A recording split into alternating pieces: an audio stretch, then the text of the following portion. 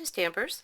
Today I'm going to show you this cool technique called polishing stone, and I'm calling it modified polishing stone because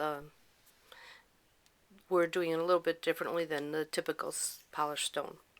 So these are the results of, right here, the background of doing this. There's one and then the same technique, and here's another. So every one will look different. The cool thing is Stampin' Up! Just came back with glossy paper, and I just love it, and this is the technique that works best on glossy paper. Let's get started.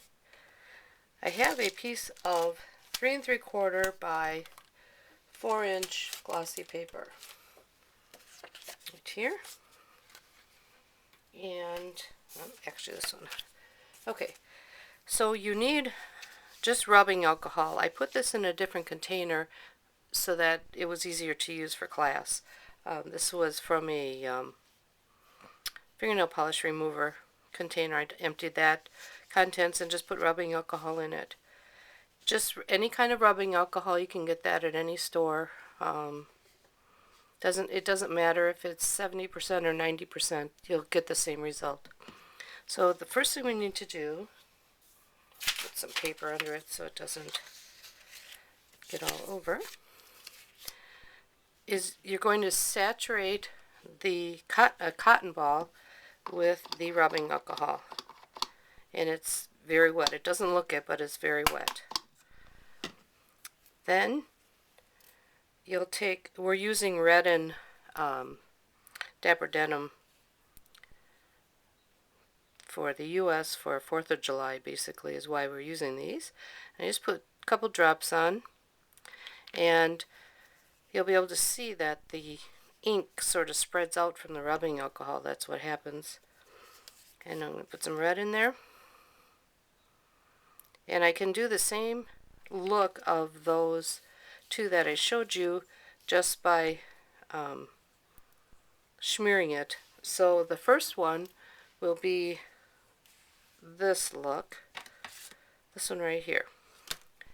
So basically you're just pouncing it throughout the whole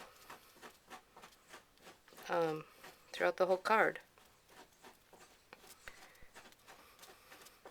and then you'll let that dry and you'll get the nice bold look. If you don't want all of the spots, or if you don't want it quite as bold, you can simply take this, flip it over, give it a little push on your paper, and then it gets more smeared. We can also, so that's that look. I'll do it again here. You can also just leave the colors as they are, and then they'll dry that way. This look right here was just pushing and twirling, and you can see the difference.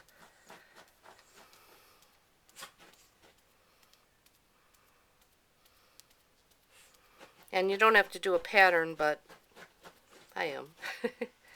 No particular reason for a pattern. And as your cotton ball gets more saturated, you can see the difference here. It's a little more, the color kind of dispersed a little better. But basically that's all it is to this technique. And you can play with it and until you get the look that you like. But look at the difference when you smear it and when you just kind of put the color on. It's really a big difference. So it's up to you, whatever way you want to do this. It'll look good in any kind of colors. So that is the reason why we're calling it modified polished stone, because if the real polished stone technique uses gold or silver metallic kind of ink, and we no longer provide that, so I'm just not using that. Then to complete the card, I just have a piece of thick white cardstock, 8.5 by 5.5, a piece of real red 4 by 5.25, and then this is 3 3/4 by 5. We just attach all this together, and I The reason why I want to show you from start to finish, there's just a little bit of a trick, not trick, but a little bit of a little helper for the vellum that goes on here. So let's put this together real quick.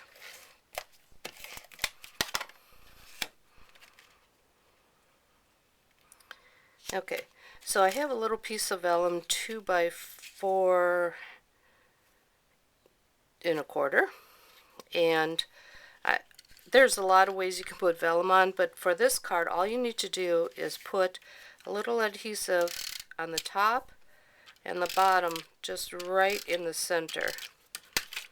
Not sure if you can see, whoops, you can see that right here and here. Not on the sides, otherwise it'll show, because the happy birthday will go right over it.